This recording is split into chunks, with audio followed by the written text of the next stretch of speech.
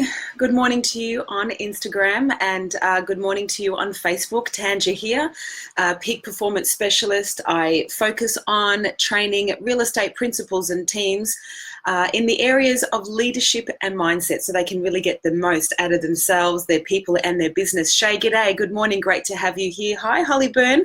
Thanks for joining. Happy Friday. It is Friday, the 21st of June. Kate Ashton, how are you, my love? Smashing it out there in regional Victoria. Nice job. So welcome to Rapid Fire Friday. This is Tina Harvey's joined. Good morning, Tina. Good morning, everyone. I've been a bit quiet this week. I am present for you and wanting to be of service, whether you're in real estate or not. G'day, Erin. Great to have you here. If you are live on Facebook, can you please type in live, or if you're listening to the record, type in the record. G'day, Samantha, Emily. Great to have you here. All right, let's get stuck straight into it. First of all, I just want to begin with my gratitude. Thank you for tuning in and listening, because the whole intention is to share with you for Rapid Fire Friday. Thank you, Erin. Yeah, I have been quiet this week. There's been a bit going on in my life this week. Lots and lots of transformation occurring. And I am right in the thick of it, practicing what I preach and expanding to new levels. So thanks for your patience. And yeah, not many posts, not many videos this week, but I have been thinking of all of you. Oh, Melissa Atkins joined. Hello, beautiful. Thanks for your company this morning on Rapid Fire Friday, my love. So the whole intention, hey, Seafood Capital of Australia. G'day, Greg. Welcome to Rapid Fire Friday. As I was saying, thank you for your patience this week. I haven't been as active. I've had a pretty transformational week, navigating some big personal waves, but I am here and present for you. Oh, good morning, Kaya Jones, my eldest daughter. The whole fam bam and friends are tuning in. Okay, so what is Rapid Fire Friday? Well, as a leadership and mindset specialist, I have the privilege to coach people every single week, and Friday is where I just reflect on some of the key themes and lessons and blessings from the week. Chelsea's deciding to scratch her back again. Always, when I do a live video, my beloved Staffy just decides to scratch her back. If you hear strange sounds in the background, that is Hey, the Bowers Nest. Oh, gift. Oh, hey. Hello, gorgeous. Just wanting to see you. Thank you, sister. I appreciate that. Rapid Fire Friday, as I was saying, is where I just kind of reflect on what are the key themes that are coming out of my one-on-one coaching sessions, and let me share them with you and share some rapid fire tips that you can apply in your business. I do predominantly focus on real estate, but I do have a number of people in other businesses that kind of pinch some tips and apply it for themselves. So, feel free to do that. And if you're just tuning in because you want to say hi, then do that too. I'd love to know, where are you tuning in from? So just write the suburb here on Instagram and live on Facebook. That would be divine. Okay, so the first key theme for this week, as you may know, I do a lot of coaching with directors, and many directors are paying big franchise fees and are really getting return on investment for their business. And one of the Adelaide, g'day Erin, thank you. London, hey London, Angela from London. Hello, beautiful. Thanks for tuning in. So whether you run your own business as an agent or whether you are a principal running a franchise, here's what I want to say to you. Are you getting Bendigo? Yeah, oh, g'day Holly from Bendigo. Are you getting maximum return on investment from your franchise agreement or your agency fees, or just your time and energy as a real estate agent? Here's what most directors are doing in their franchises. So they're paying a franchise fee to have an area, right, a patch that might have, a whole bunch of properties in there. The principal I was working with has 2 areas. One of them is 22,000 homes, and it's broken up into about, 8 different suburbs. However, they have about 6 agents. They have a philosophy which service, you know, different suburbs with no key BDA, farm area or patch. And the downside of that is, and if you're in a team and you're not a leader, but I really invite you to share this with your leader. G'day, Lloyd. I did get your call yesterday, buddy. I will be calling you on the way to the city today, okay? So thumbs up if you're available this morning. I'll be calling you on my drive to the city. G'day, Jim. Welcome back. Are you home from Noosa, my friend? Your team will be getting their follow-up email today on the Hodges leadership conference that we did in Noosa. Thanks again for the opportunity. G'day, James. So here's some of my coaching back to how to get the most out of your franchise area. Thanks, James. Now, so most principals, the sun's coming in. Most principals, right, have an area that they're paying for, and they have a lot of agents, and still 2019 doing having their agents with no particular BDA or farm area or patch, and they're just kind of listing and selling wherever. The downsides of this are you don't get to penetrate a slice of the demographic pie and become the key person of influence and saturate that area with your signage, right, which is one thing. It's too cold, I'm going back, says Jim. I hear you. Yes, it is freezing. So if you're just doing spray and pray, the key is you're not getting market dominance visually with boards being concentrated. The agent doesn't get to establish themselves as a key agent of influence in that area by doing regular fortnightly marketing and drops for just listed, just sold, under contract, whatever. The agent doesn't get to establish solid relationships and strategic alliances with local businesses. And so it's just very loose and lacks direction. And one of who's just joined, thanks, Lloyd. Great here. So with that spray and pray approach, you're really not going to get maximum traction, visibility, dominance, market share, visibility, and loyalty from within your community. My recommendation to general managers of franchises and also principals themselves is to practice Stephen R. Covey's philosophy, the second habit of his book, The 7 Habits of Highly Effective People. Habit number 2 is begin with the end in mind. So if I was a principal, here is what I'd be doing. If I'm paying a franchise fee for a particular area, whether it's 22,000 homes or not, I would be breaking down the suburbs. I would be having, from a business perspective, g'day, Joanne. Hi, nice to have you here, my love. Send me this and I'll run with it with my team. Well, you can get the recording. Duke, are you on our email list? If not, join our email tribe, buddy. Just flick me your email via DM or post it in here, and we'll make sure that this video connects with your first engineer the maximum return on investment from your franchise agreement or your patch if you're not under a franchise. There's the area. Let's pretend you've got 22,000 homes in that area. You've got, 8 suburbs. Typically, from what I've learned 4.5 years in the industry, an agent is best suited to a patch that's like 1,500 homes, okay? So forget the spray and pray approach because of all the reasons that I said before.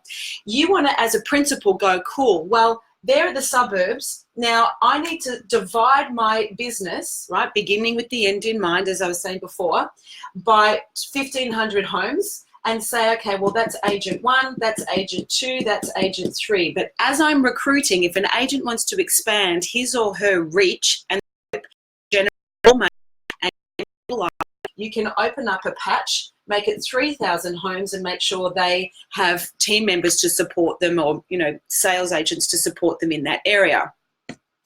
Rather than spray and pray, 1,500 patch to each person, and you want to reverse engineer a strategy to make sure that every agent is playing a game to get at least 30% market share in that patch. And what they need to do is go micro and create strategic alliances with all mortgage brokers, accountants, conveyancers, solicitors, property developers, financial advisors, okay? They are your ideal clients because they have big funnels, they have databases of people that are thinking about investing, listing, or selling. Good morning, Lou. Great to have your company. If this is making sense so far, friends on Instagram and Facebook, please give me a thumbs up, show me some love, let me know that this is landing for you. And then what you want to make regular regular drops, whether it be fortnightly. They definitely have to be doing video, weekly market update videos on their phone and sending it out onto LinkedIn, Instagram, and Facebook. And I've shared with you a video app called InShot, which is a great quick way to make a video, customize it with your branded colors, put in your contact details, and push it out on social media. Voila, no big production required, and you've got stellar content out pretty quickly. Okay, making sense? Let me know, thumbs up. Brendan, good morning, Brendan. Great to have you here. Duke, great. We will make sure. Lloyd's saying it's a great app. I can't wait to talk to you, Lloyd. I left you a message, 2 messages ages ago, so I'm keen to hear, buddy, how you're doing. So 1,500 homes, make sure your agent has the database of all the strategic alliances that I mentioned before. In addition to that, a database of all the business networks, associations, business associations, schools. You want to make sure that, you know, the most expensive part of business, as I learned many years ago from a business coach, is, you know, trying to find and keep one client at a time, right? Prospecting one person at a time. You go, I'm going to do a whole session on strategic alliances. You go and build relationships with mortgage brokers, financial advisors, solicitors, conveyancers, accountants, property developers, and you create real beautiful value-added relationships where you either give them additional revenue whilst adding value to their existing clients at no cost to them. I'll talk about that another time, how you do that. InShot, yes, Lloyd, that's the one, InShot. Thanks, Lloyd, for helping Erin out. Erin, check out InShot. It's like $7 or something. An amazing way to make customized video really quick and smart. Kate Ashton's adopted it. Kate, tell the team what you think about InShot. So reverse engineer your side, alliances, take them out for coffee and demonstrate to them how you can help them generate additional revenue for their business while helping them change their clients' lives at absolutely no cost to them. Tune in next week for how to do that. I'm going to articulate how to create a value proposition to have raving fans in your slice of the pie, your patch, your business, that are generating leads for you. Does that sound interesting? Let me know with a thumbs up if that sounds interesting. So you want to become, my philosophy is you want a team that each agent becomes like the mayor of their slice of the pie. They are the key person of influence. They are the trusted advisor, and they are playing a game to get 30% market share. So easy to use and quick. It's a game changer. I get onto InShot. Thank you. Great, Kate. Great. You're using it beautifully every week. You can jump onto Kate's Instagram page and check. Regular marketing, must, and InShot will help you do a weekly market update, just a minute market update to share how, you know, the results that happened in the market, what you're seeing happen in your area. Finish it off with a community announcement. Make sure that you go to your favorite local cafe, get complimentary coffee cards to put in your pre-listing kit, and just let people know with a little envelope and a card to say, you know, selling your house is a big decision, we get it. Have a coffee and cake on us. You can negotiate this with your local cafe and say, look, can we do an account? I'm happy to pay for them, but if you're also happy to give a couple of free coffees out here and there, we'll generate extra business to your cafe. So that's a nice way to support local businesses by attracting people there. And, you know, it's a nice way to promote the local area. So you need to have your designated area. You need to play a game of have 30% market share. You need to then saturate the area with all your signs, flags. You need to do market updates. You need to connect with all the local businesses in that slice of the pie on Facebook. Comment and share any specials they have on your page. See yourself not only as a real estate agent or a director, but a media company that's also promoting content from your local area. Exhibitions, fairs, community groups, you know, events, festivals, anything. If you want to save time to do that, go onto the local council's website, go onto their event page, and you can just, you know, copy and paste and let the people know what's happening in the area. Also, make sure you don't need polish and perfect videos. Whenever you're signed a contract or you're putting the sale sign up on a property, get out in front of the property with your video and say, hey, Tanya here, you know, Smith Street, Blackwood. This property is officially on the market. The sold sign's going up. The gardeners are here. Check it out. First open for inspection is this Saturday at 11:15. We would love to see you there. Couple of key features, right? Just share content. Buyers and vendors, landlords and tenants, what they want. G'day, Luke. Great to have you here. What they want is trust and transparency. How do you establish trust? Consistency. Consistently get out there and share content that's going to add value to people. Transparency, just share what you know, right? And share it passionately. Kate Ashton is doing a stellar job of this. She just goes into local businesses with her selfie stick, introduces herself and has a chat. It's not scripted, it's not polished, but it's real and raw, which makes people trust you because you're just transparent. Yeah, does that make sense? Share and comment on people's pages. Now, if you're a principal and you've got a team, get your receptionist to be doing this every day, okay? And, you know, if there's a great school project happening and, you know, kids are doing some artwork, you can post, look at this awesome artwork of our local community by, you know, Jack Black from Blackwood Primary School, and tag the school and use the appropriate hashtags. Hey, Lady Jade Lee, great to have you here. Document over create. Yes, Luke, great quote. Document and over create. It's so critical to see yourself as the mayor of your community, as the trusted advisor, not just someone that's listing and selling homes. Let people know what's happening in the area. Be a broadcaster. Be a news anchor for your community. So imagine though, as a principal, your franchise area, the suburbs, and then you've divided your whole pie into 1,500 home slices. What you want to do is, however many existing agents you have, the first piece I would do as a principal is go, cool, let me have a look at the trading pattern. Thanks, Chelsea. Let me have a look at the trading pattern last year and the year before. Out of this whole patch, which suburbs had the highest percentage revenue and houses sold, and then order them in activity, so you can reverse engineer the placement of your human resources by where the business activity is going to be. Don't put people down here if all the activity is happening here. Right? And when you're recruiting, this, I'll tell you what, this is like a game changer. When you're recruiting people, if you have a heat map, if you can show them, this is our business, this is our whole area. We've got working in this area, they've got strategies gain at least 30% share in this area, and we've got these areas left, currently ranking level of revenue, performance, and total properties sold in this order. So rather than make a decision or just kind of selling where you live, you can make decisions based on where the fish are. Go where the fish are in the pond rather than in, you know, pool with nothing in it. Does that make sense? Kate Ashton saying, fantastic responses to videos. The more you do, the better they get, but you have to get over the hurdle of comfort. Be the ambassador for your area and the go-to person for anything. Amen, sister. Couldn't have said it better myself. G'day, Taylor. Great info. We'll definitely share with my realtors. Thank you, James. Mary. G'day, Mary Lena. Babina. Mary Lena Babina. Isn't that not the coolest name I've heard this Friday? Good on you.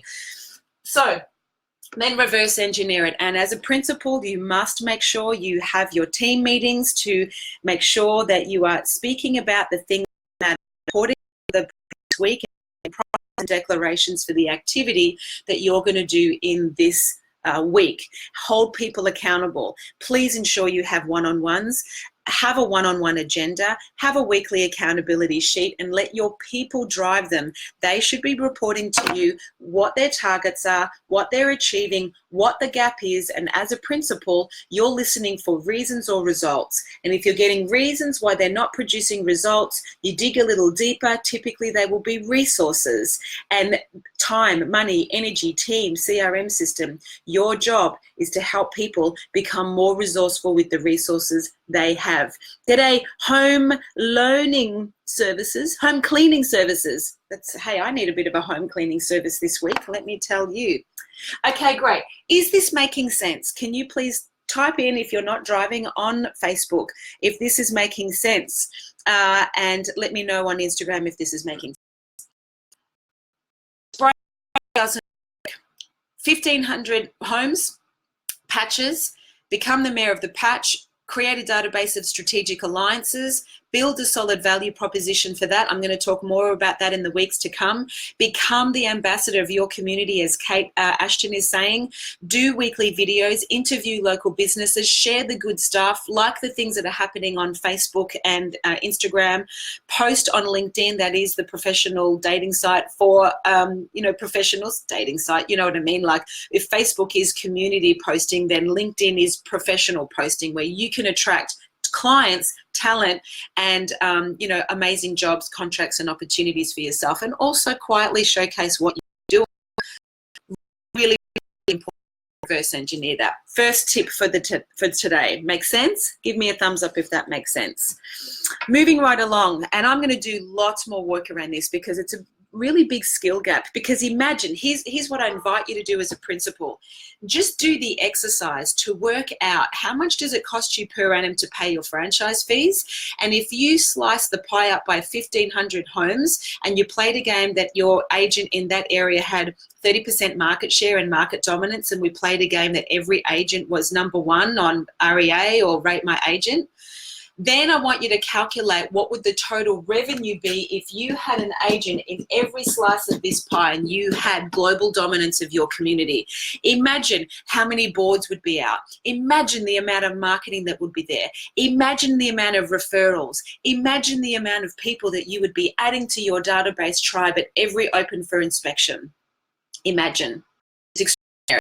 Thanks, Lee. G'day, Lee. Thanks for joining. Okay, the second quick distinction I want to share with you today. I had an amazing session with a beautiful client who is a sales manager for a real estate company, accountable for the fulfillment of a $3+ million business, and was currently feeling really disempowered, not firing on all cylinders.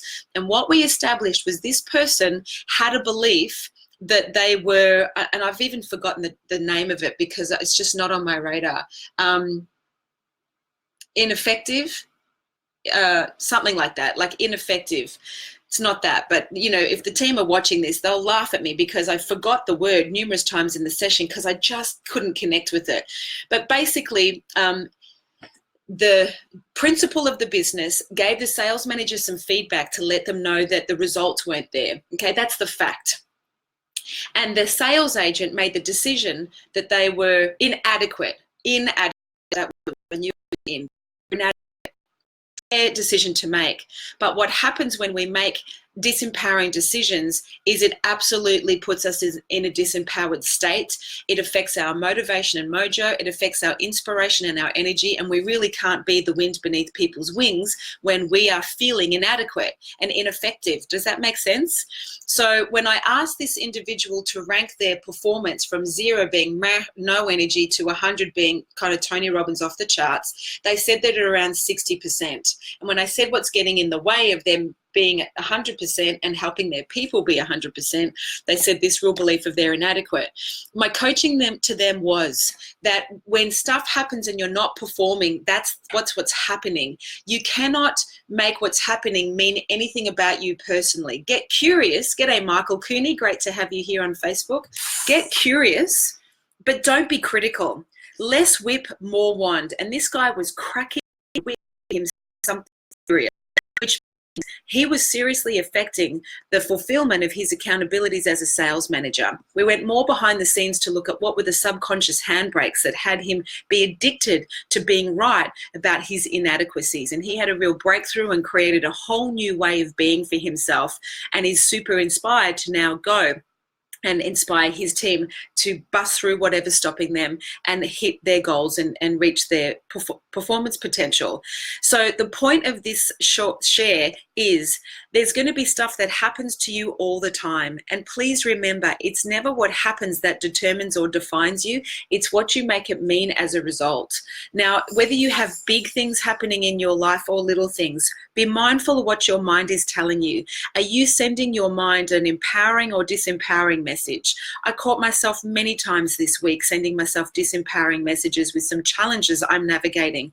And I had to interrupt the pattern and remind myself by and what I'm up for and uncover the lessons that I'm learning. Does that make sense? Give me a thumbs up if that makes sense. G'day, Adam. Great to have you here as well. So shit is going to happen to you personally and professionally all the time. It is never what happens to you. It is always what you decide as a result. Stop deciding things that are negative about yourself, others in the world, and start getting curious about what's the lesson to learn, and learn the lesson, fail forward and fail fast. Less cracking the whip, more waving the wand. Please stop being so hard on yourselves, especially you, my friends in real estate. It is a counterintuitive game, meaning we are not hardwired to generate everything for ourselves in our lives in business, get rejected every day, get knocked back and told no, and work in highly competitive atmospheres, right? Where you're the least trusted profession in the country, or third least trusted profession. You've got a lot going against you. It's going to take a solid mind as you have to be your own champion. And when you're cracking the whip on yourself, when you're being hard on yourself, it will not fuel inject the fulfillment of your potential and performance. And it just makes you feel crap, and it elicits a lot of suffering. And there are 5 reasons why you would choose to stay there. Okay. If you're watching this and you know you're cracking the whip on yourself, yeah, exactly, Tina, fail forward. It's a beautiful, beautiful thing. Love that idea. Less whip, more wand. Yeah. Cracking. Stop cracking the whip. Wave the wand. That sounds a bit airy-fairy, I get it, but it's a simple metaphor. Less whip, less beating yourself up, more waving the wand of, your greatness and your blessings and your lessons and what you're learning, and fail forward and fail fast and get out there and keep living life and give a crack. The reason you would continue to choose to procrastinate and avoid and, be hard on yourself are these. If you're not driving, get a pen and paper and write these down. I have shared them before, but I'm going to share them again. Number 1, if you're sabotaging yourself, being hard on yourself and cracking that whip, you're likely to be addicted to being right about your shitty beliefs about yourself, about not being good enough, that you're fat, you're broke, you don't have time, you don't deserve it, you're not worthy, whatever it is that you and I tell ourselves. And we tell ourselves every day, consciously and subconsciously. Number 2, you're avoiding responsibility. You're just avoiding doing what you know you need to do to go and be successful. Maybe you're scared of success. Maybe you're scared of failure, but you're avoiding responsibility and maybe even laying blame. Number 3, you're being safe and comfortable. This is always the most popular one. Most people are hanging out in familiar territory they don't like. It's safe and comfortable. They're scared to take a risk. They're scared of stuffing up. They're scared of being stuffed because they are shitty of failing and being seen as a failure and being judged by people. Does that make sense? Can I get a hell yeah if you understand what I'm talking about? Brendan's now joined on Facebook. G'day. Who have we got here? Reese, you waved it. I did wave at Reese. G'day, Reese from McGrath. Thanks. Where are you from, Reese? Which suburb are you in? So are you being safe and comfortable, hanging out in familiar territory, yet feeling the potential that could be fulfilled?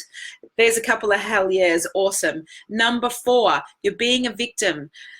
Harsh word, right? But a victim is that you believe you're at the mercy of external circumstances. You don't relate to yourself like you have the power to change your reality. So you just act disempowered and powerless.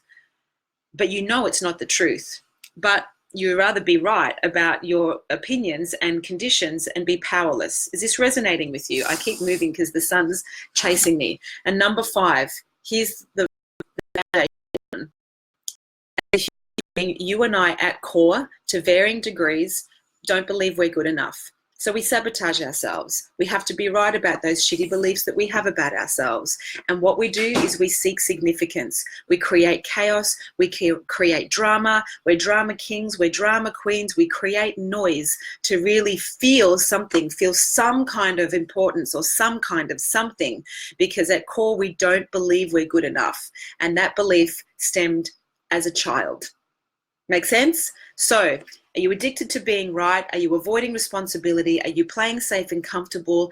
Are you being a victim and acting disempowered? Or are you just creating a whole lot of chaos and noise, which is a big smokescreen and a big distraction to you achieving what you can achieve? If you're watching this on Facebook, do me a favor, type in live. And if you're watching the recording, type in the recording. Same to you, my friends, on Instagram. I want to hear from you. What are you getting from what I'm sharing this morning around your beliefs? You are not your beliefs unless they're positive ones. Then consciously create those. You're not the shitty beliefs you're telling yourself. You're not the bruises on your back from the whip that you're cracking. You are creator of your own reality, and you need to program your brain to start being a cheerleader and reminding yourself you're a good person, you've done nothing wrong, you haven't failed, you're just living life, playing on the edge, and learning lessons. So learn the lessons, see them as blessings, stand up, dust yourself off, pick yourself up, and fail fast and fail forward. Finally, my lesson for today from one of the coaching sessions is have goal congruency. If you work in a team, whether that's an agent with an assistant, whether that's principal with a team, please make sure you and the people that you're working together are on the same page and have goal congruency, whether that's around figures, whether that's around values, whether that's around, way you look at your clients, your client engagement strategy. Don't try and run a business or run a life or run a marriage if you don't see eye to eye, if you don't speak and relate heart to heart, because there'll be a lot of friction, there'll be a lot of lack of productivity and performance, and it just won't work. How do you establish goal congruency? You write down your goals, you write down your values, and you share them with each other, and you see if there's common ground to come together. You see and identify if there are any major differences that are going to cause incredible tension between the two of you, and you have a straight conversation around whether you're willing to be negotiable or whether that's just absolutely non-negotiable. You know, there's a principal that I coached this week, a couple of them that are really challenged by their team not doing what they desire. That just tells me there's no goal congruency. You will be banging your head against the wall trying to performance manage someone who doesn't agree you're doing. Does that make sense? Thanks for joining, Jazz. So I'd love to hear from you. What did you learn from me unpacking how to get the most out of your franchise space? That you are not your beliefs and why goal congruency is critical. What did you get? Just type it in. And as always, thank you so much for spending your valuable time with me. I wish you a beautiful Friday, this Friday, the 21st of June, 2019. It's been a massive week. I wish you love, I wish you well, and I look forward to seeing you for Mindset Mastery Monday, on Monday, 8 a.m. Eastern Standard Time next week. Please tag a friend if you got value out of this. Feel free to share it with your team. If you're not on our email tribe, and that means you're missing out on 2 emails a week from the Instagram, then let me know. DM me or write a comment, and I'll have my beautiful EA Kriti add you to our tribe, and then you'll get it in your inbox. You can share it with your team in your sales meetings. Hope it was of value. Have a beautiful day. Much love. Have a great weekend. And as I always sign off with, remember, according to the beautiful late great Maya Angelou, people will forget what you said, people will forget what you did, but people will never forget how you made them feel. Go and make yourself and others feel great today. Much love, many blessings. Thanks for tuning in. We'll see you soon. And ciao to you, our friends on Facebook. Have a beautiful day.